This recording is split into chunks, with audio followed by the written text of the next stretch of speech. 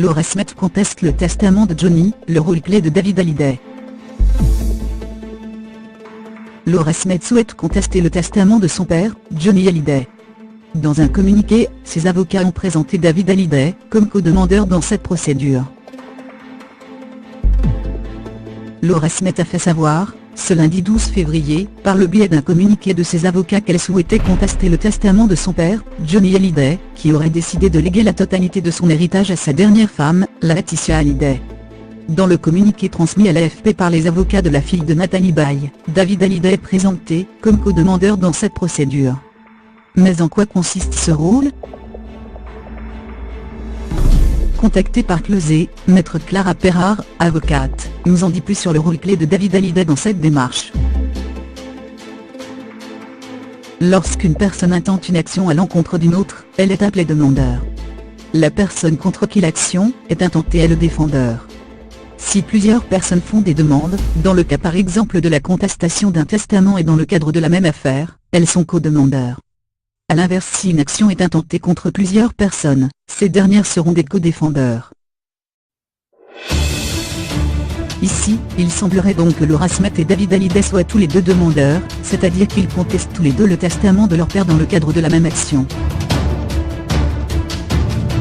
Contactés par Closé, les avocats de Laura Smith et de David Hallyday n'ont pas souhaité évoquer cette procédure ni le contenu du testament de Johnny Hallyday.